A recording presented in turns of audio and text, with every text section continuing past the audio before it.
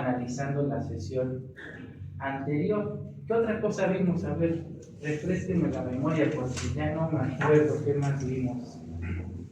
Vimos los órganos. El control difuso de la convencionalidad y de la sí, constitucionalidad y convencionalidad. Estuvimos analizando lo concerniente al control difuso de la constitucionalidad y de la convencionalidad. Y dijimos que actualmente tenemos que distinguir entre tres, ¿verdad? Diversos controles difusos. El primero se llama control difuso lato sensu, o sentido amplio. ¿Y en qué consiste? En la facultad que tienen todas las autoridades con funciones jurisdiccionales de hacer prevalecer la Constitución Federal y los tratados internacionales en materia de derechos humanos por encima de lo que establecen las constituciones y las leyes locales. Fundamento artículo 133. Vega, si pudiera hacerme el favor de darle lectura al artículo 133, que ustedes lo vieron en derecho constitucional como el principio de supremacía constitucional. De hecho, así dice, ¿no? Vega, en la parte superior, principio de supremacía constitucional. 133.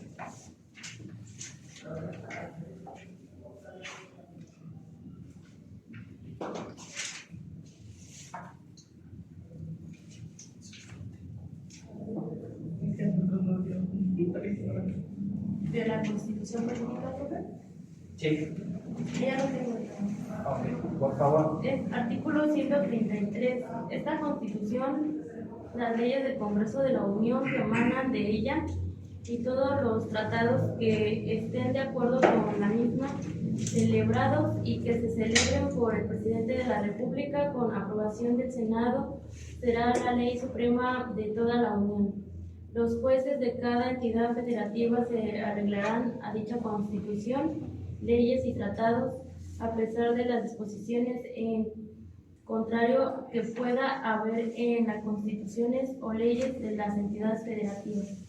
Ok, bueno, si partimos de lo que señala el 133, los jueces en el ejercicio de sus funciones tendrían que hacer prevalecer lo que dice la Constitución y los tratados por encima, ¿verdad?, de lo que establecen las leyes locales. Sin embargo, les expliqué también que la Corte no permitió que se ejerciera ese control difuso y la explicación no es jurídica, es política. Resulta que si se le permite al juez analizar la legalidad de su actuar y también de los ordenamientos, ¿qué razón tendría de ser el juicio de amparo? Ninguna, porque si él puede ejercer el control de la convencionalidad como juez ordinario, no habría violación a derechos humanos, ¿verdad? Harían prevalecer la Constitución Federal y los tratados internacionales. ¿Sí? Y nos dice la Corte que no, que el artículo 133 no lo permite. Porque en México existe, y ahí nos hablan de la segunda clasificación, el control difuso es concentrado. ¿Por qué concentrado? Porque solo el Poder Judicial Federal, a través de los mecanismos de control constitucional, puede declarar la inconstitucionalidad o la inconvencionalidad de una norma. ¿Esto qué quiere decir? Que los jueces del orden común no pueden declarar, ¿verdad?, la inconstitucionalidad de una ley. Dice, para eso existen los mecanismos de control y son mediante instancia de parte, ¿verdad? Es decir, para promover el amparo tiene que acudir el quejoso, ¿verdad?, y ejercer la acción de amparo a través de su demanda. Y en el caso de las controversias constitucionales, y las acciones de inconstitucionalidad, quien tiene que poner en movimiento a la Corte es el poder público, ¿no? Alguno de los organismos o órganos públicos que señala el 105 constitucional. O sea, el amparo, por ejemplo, y las acciones de inconstitucionalidad y las controversias no operan de manera que oficiosa. Tiene que haber instancia de parte, ya sea de un gobernado, hablando del amparo, o de un órgano político, hablando de acciones de inconstitucionalidad o controversias constitucionales, ¿sí? Y entonces, luego nos dicen, bueno, pero eso era antes de la reforma, ¿verdad?, en materia de derechos humanos. Ahora nos dicen lo siguiente: el control difuso sigue siendo concentrado, es decir, solamente se puede declarar la inconstitucionalidad de una norma general a través de los mecanismos. Pero tú, juez ordinario, si bien es cierto que no puedes declarar la inconstitucionalidad o la inconvencionalidad de una norma general, sí puedes inaplicarla. ¿Y cómo? Pues ejerciendo el control de la convencionalidad. Ex oficio. ¿Qué es ex oficio? Que no hay necesidad de que me lo solicite el gobernador. Yo, de mutuo propio, a efecto de tutelar o velar por el respeto de tus derechos, hago una interpretación. Y entonces les puse el ejemplo del imputado que es remitido al juzgado civil. ¿Sí?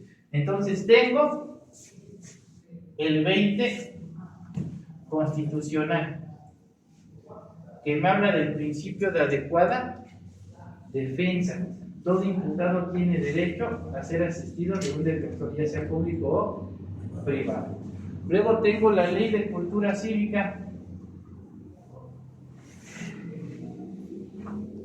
que me dice que el imputado puede defenderse por sí mismo, o a través de persona de confianza.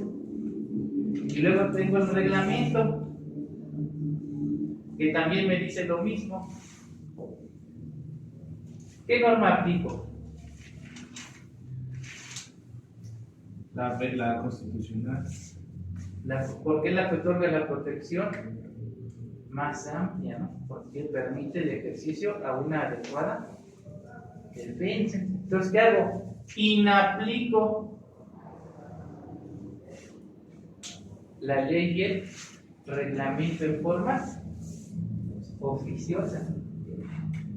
Pero no estoy diciendo o no estoy declarando la inconstitucionalidad, simple y sencillamente las inaplico.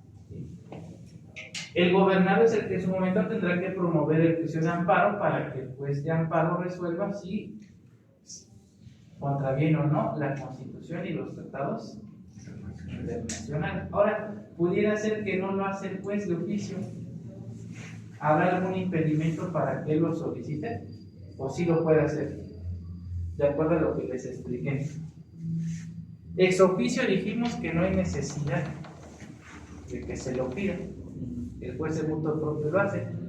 Pero vamos a suponer que el juez no lo hace, que finge demencia. ¿Podrá solicitarlo el gobernador? Sí.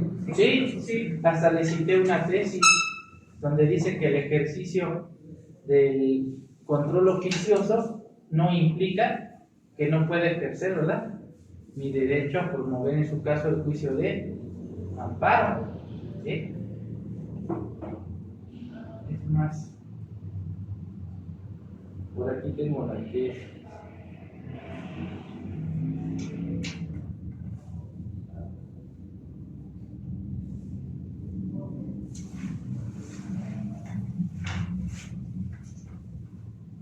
fíjense bien, la tesis, anoten el número de registro 2010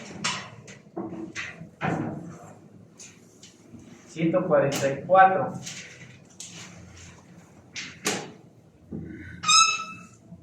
Es de la primera sala.